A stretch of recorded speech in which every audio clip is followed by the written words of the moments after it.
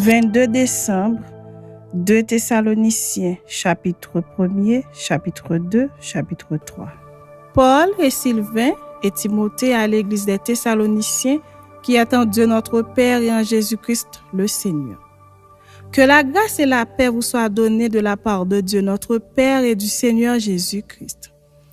Nous devons à votre sujet, frères, rendre continuellement grâce à Dieu, comme cela est juste, parce que votre foi fait de grands progrès et que la charité de chacun de vous tous à l'égard des autres augmente de plus en plus.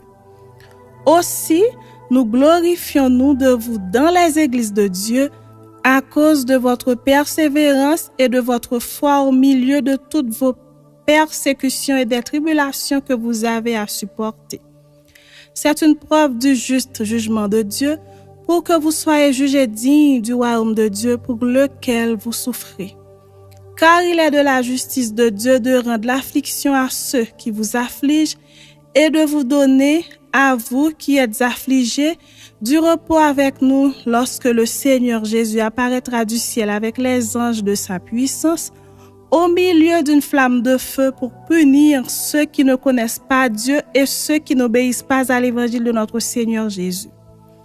Ils auront pour châtiment une ruine éternelle, loin de la face du Seigneur et de la gloire de sa force, lorsqu'il viendra pour être en ce jour-là glorifié dans ses saints et admiré dans tous ceux qui auront cru, car notre témoignage auprès de vous a été cru. C'est pourquoi aussi nous prions continuellement pour vous, afin que notre Dieu vous juge digne de la vocation et qu'il accomplisse par sa puissance tous les desseins bienveillants de sa bonté et l'œuvre de votre foi, pour que le nom de notre Seigneur Jésus soit glorifié en vous et que vous soyez glorifiés en lui selon la grâce de notre Dieu et du Seigneur Jésus-Christ. Chapitre 2.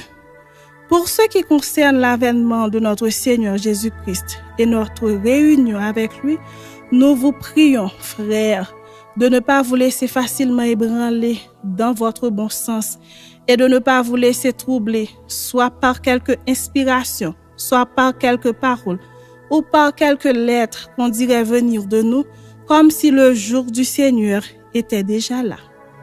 Que personne ne vous séduise d'aucune manière, car il faut que l'apostasie soit arrivée auparavant et qu'on ait vu paraître l'homme du péché, le fils de la perdition, l'adversaire qui s'élève au-dessus de tout ce qu'on appelle Dieu ou de ce qu'on adore, jusqu'à s'asseoir dans le temple de Dieu, se proclamant lui-même Dieu. Ne vous souvenez-vous pas que je vous disais ces choses lorsque j'étais encore chez vous? Et maintenant, vous savez ce qui le retient, afin qu'il ne paraisse qu'en son temps. Car le mystère de l'iniquité agit déjà, il faut seulement que celui qui le retient encore ait disparu. Et alors paraîtra l'impie que le Seigneur Jésus détruira par le souffle de sa bouche et qu'il anéantira par l'éclat de son avènement. L'apparition de cet impie se fera par la puissance de Satan, avec toutes sortes de miracles, de signes et des prodiges mensongers, et avec toutes les séductions de l'iniquité pour ceux qui périssent parce qu'ils n'ont pas reçu l'amour de la vérité pour être sauvés. Aussi Dieu leur envoie une puissance d'égarement pour qu'ils croient au mensonge, afin que tous ceux qui n'ont pas cru à la vérité, mais qui ont pris plaisir à l'injustice, soient condamnés.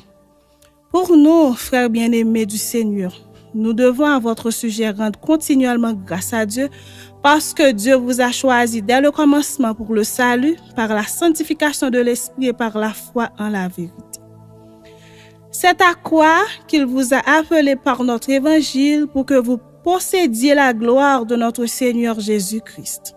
Ainsi donc, frères, demeurez fermes et retenez les instructions que vous avez reçues, soit par notre parole, soit par notre lettre.